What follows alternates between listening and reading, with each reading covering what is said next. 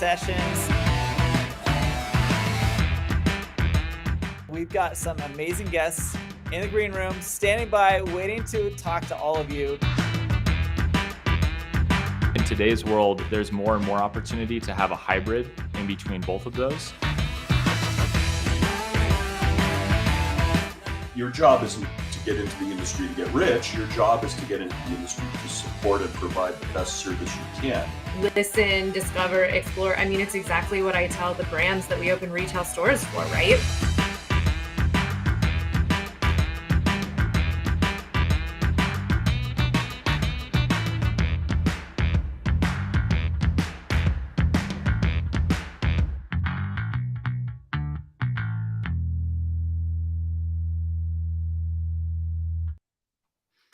Hey, welcome to another episode of the Growth and Scaling Sessions. I'm your host, Todd Westra, and I am so excited to have you here today.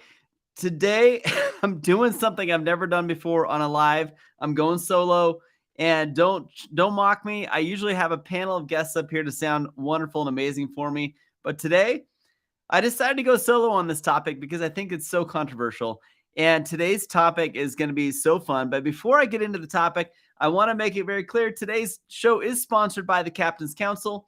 If you're a CEO or a business operator operating in that range of 5 million plus, you are likely feeling and wondering, why can't I figure out what to do next in my movement? Everything online tells me about how to start and launch my business, but nothing tells me where to go next. The Captain's Council is a place where you can find and build your own organization or advisory board with other CEOs and founders. So check out captainscouncil.com. It'll blow your mind at all the awesome CEOs and founders we have in there who are helping each other through advisory boards feel like they know where to go next with their business. That being said, let's jump into today's topic. Before I get there on the title, I want to make sure everyone understands this key thing. Running and growing a business is challenging. Running and growing a business is not as easy as it looks from the outside. And many employees feel like it just happens because that's how business works. I'm here to tell you that it doesn't just happen. And I'm excited to share with you some insights today on one of the key reasons companies fail to grow. And we're going to talk about 5 that affect pricing in your products. So if you've ever wondered how your boss or your owner or the founder of your company came up with the pricing of his products, my guess is that they probably use the same 5 key factors in trying to price their products that you sell or support or service in your business. So today we're going to go over these 5 key factors because they're absolutely critical. And I'm going to invite you as the listeners to please jump in. Please don't hesitate at all to get in the chat. If you're watching on Facebook, if you're watching on YouTube or LinkedIn, I would love to see your chats in the comments. I will respond appropriately, but I really want to get some feedback here because these are key fundamental pieces in trying to price products. And I want to get your feedback if you agree, disagree, did I miss a point, all that other stuff. Please don't hesitate to share in the comments. I love interaction on these lives. So please, please, please don't hesitate to jump in and let me know what you think. So first off, let's say you've got a product. What is the first thing you should consider and how to price that? A lot of people don't know this, but you got to really know what it costs for you to produce your product. It sounds basic and it sounds really stupid, but I can't tell you how many times I've gone in to consult with a company and review their marketing and review their sales and discover that their cost of production is way higher than they anticipated. This doesn't mean you're stupid and it doesn't mean you're not thinking the right way about your business, but I'm telling you right now, cost of production is one of the first mistakes a company can make in trying to price their products. Does it really cost you X, or are there other variables that you're not even considering? This is so common, you would not believe it. When you are trying to discover what to do next in pricing your products, I beg of you, I plead with you, please make sure you truly understand your cost, because cost comes in a lot of different ways. First of all, if you're selling a widget, how much does it cost to make the widget? Are you buying a widget from somebody else and making it better? Are you improving a product that already exists and you don't know where to go with that you don't really understand what it's costing you to add value to that product when you resell it. Whatever the situation is, if you're just reselling a product that you're buying as a complete unit, or if you're bettering it, or if you're making it part of a bigger product, it doesn't matter. You got to understand that the cost is not just your cost of getting that product. Chances are you put in some research and development. What should I do to this product to make it better? Did you add value to it in any way, shape, or form? Did you put a nice little red bow on top of it before you sent it out? All those things cost you money. I'll never forget, I was probably in the early mid 2000s.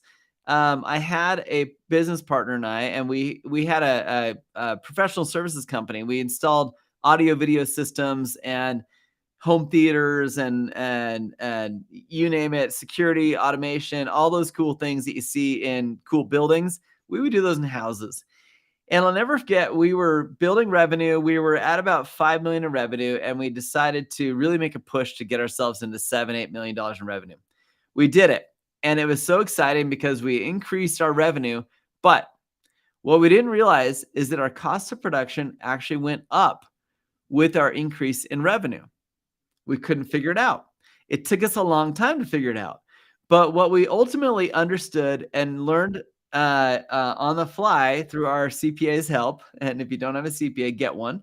Our CPA helped us understand that part of our problem in our efficiency is that our product was so custom that when the scope of our installation was beyond that of our typical installer, they typically mess things up.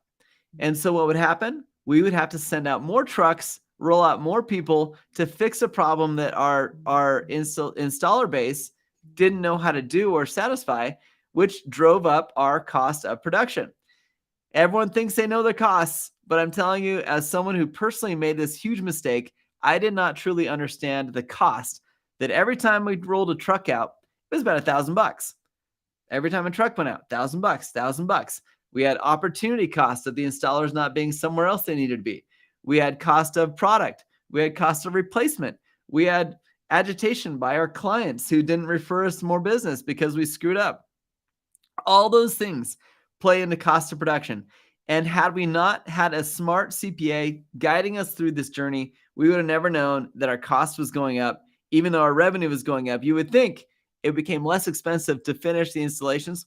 No, in that particular business model, we were happier at 5 million in revenue, and we actually settled in a nice number of 4 to 5 million revenue a year as our most profitable point of running that particular business.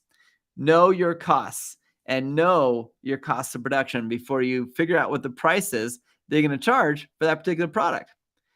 Any feedback? Let me know. I'd love to see it in the comments, and I will engage. So thank you for jumping in and letting me know what you think about that. The second big point of mistake that I see with a lot of business owners is market demand. I mean, we all assume as the product developer, the product designer, or the company that creating this widget that everybody wants it. We really feel like this is so awesome. It's going to change lives. We're going to change the way that our clients think of us and think of this product line. And it's going to be really fun to see how this works. Sometimes assumed market demand is nowhere near what the true market demand really is. And so when you start to introduce new variations of your products, there may be zero demand for that. If you sell a Coca-Cola and all of a sudden you think, you know what, I'm going to add pickle juice to this recipe and just call it pickled Coke, and you think everyone's going to want that pickled Coke now, you may be totally off, right? So don't think that pickled Coke is your all-star solution. Really understand what the demand is in the market for that variation of your product. Absolutely critically important for you to start thinking about this, because market demand is truly one of the highest, most important things you can consider in developing your pricing for your products. If there's not a lot of demand, you're going to have to discount the price. If it doesn't cost you as much to produce that variation of your product, that's awesome. Maybe you are smart to develop a lesser cost product variation of your core products. Maybe not.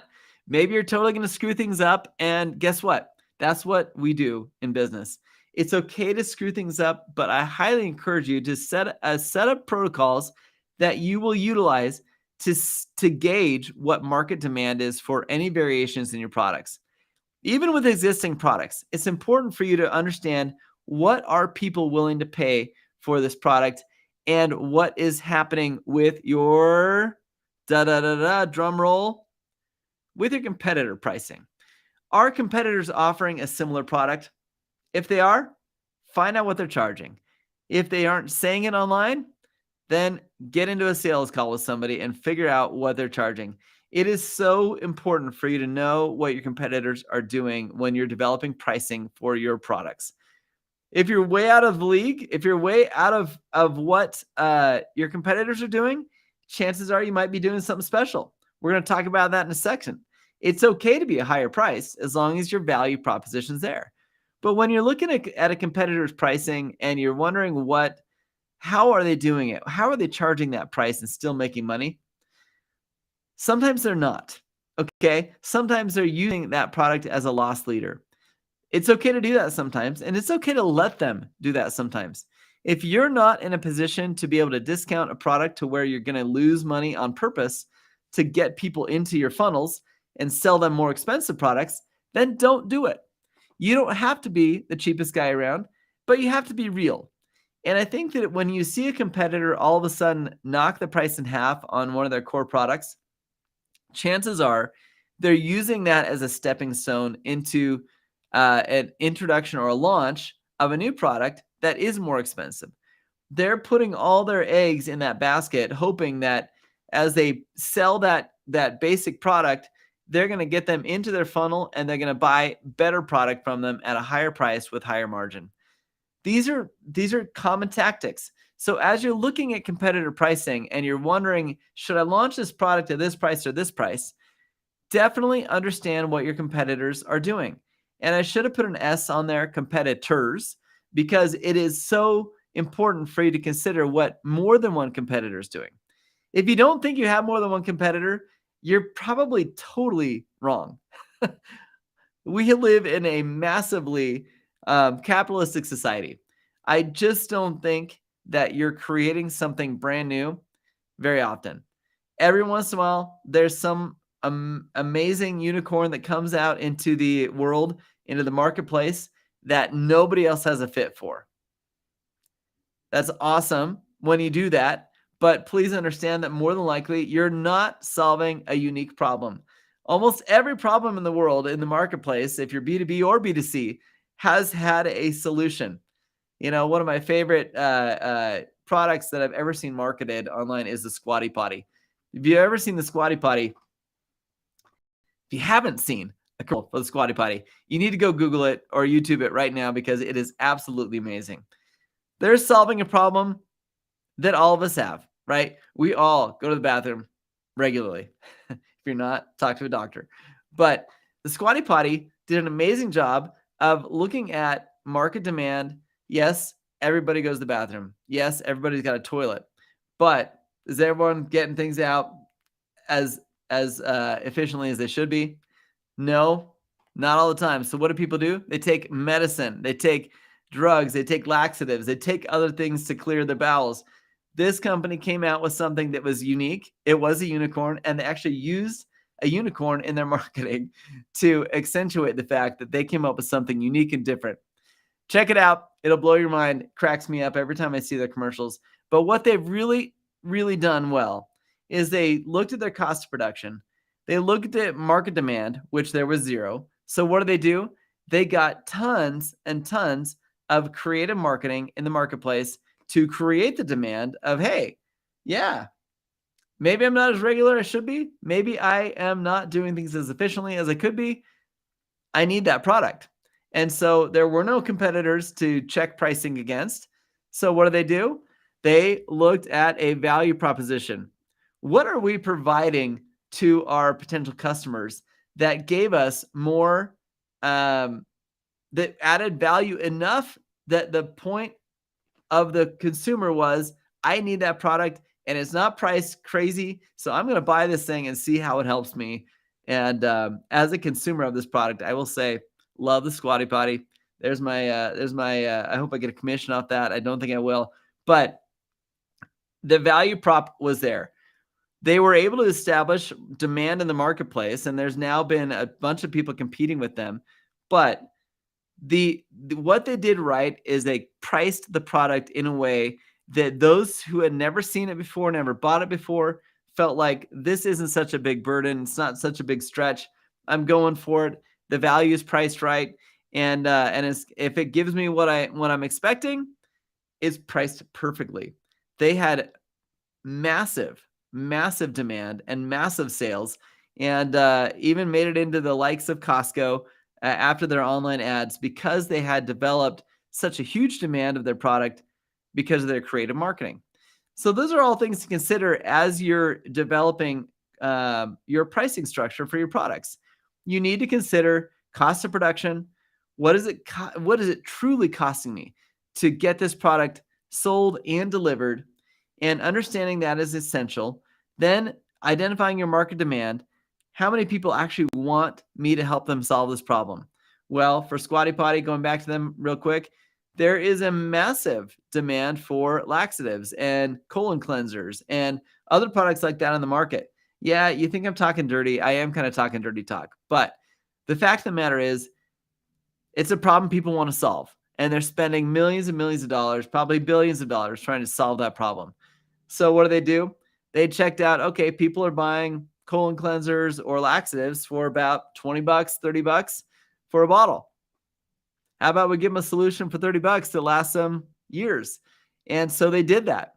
The Squatty Potty was a massive success because they looked at what people were paying to solve this problem already.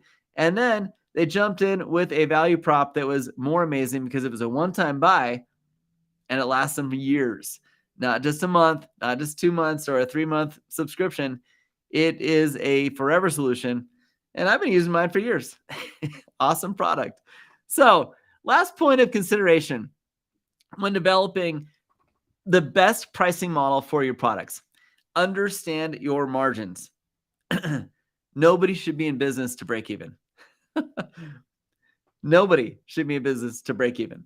Do you hear me? One more time.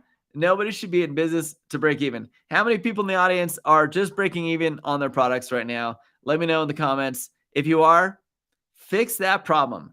Understand what profit margin means. Items 1 and 5 are closely related because if you don't truly understand the cost of your production, sometimes people will tell me, yeah, I've got a 40% margin in my product. The reality, they didn't take into consideration their marketing. They didn't take into consideration the cost to fulfill. They didn't take into consideration a bunch of things in trying to understand their true cost of production. Because of that, their profit margin gets eaten up by stupid things that they didn't realize when they were developing the pricing model for their products. This is the most common mistake. And I would say it's a business killer. Not truly understanding what your margins are is going to kill your growth in your business. I've talked to so many people in developing marketing strategy for them. I say, well, tell me about the margins on your product. They tell me what they think they've got. A lot of people think they've got 100% margin. Margin and markup are not the same thing.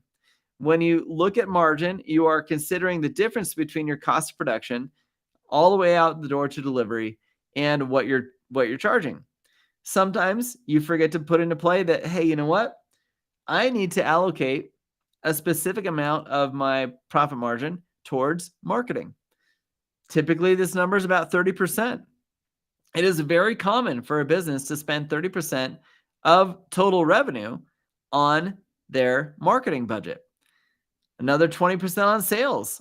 Oftentimes, this is another thing that's overlooked. How much are you paying your sales guys? Are you paying them a salary, or are you paying them through incentives? Are you paying them through a full commission?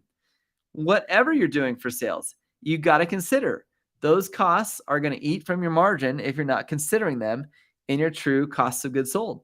So these three in the middle are absolutely critical, but number 1 and number 5 on this list to me are so critical for a business to understand truly what their cost of production is and what their true margins really are. Agree, disagree? Let me know in the comments below. I would love to hear what you're thinking about this conversation so far. It's a one-sided conversation, and it's just me. I don't normally do this, but I do want to say that this conversation is something you need to be having inside your business. If you truly want to grow and scale your business, which is the whole focus of this show, I want you to consider the fact that growth and scaling does not come to companies who are barely breaking even. Growth and scaling does not come to companies that are losing money on specific products in their company without a solid campaign to follow up a loss leader with something that's going to make them more money.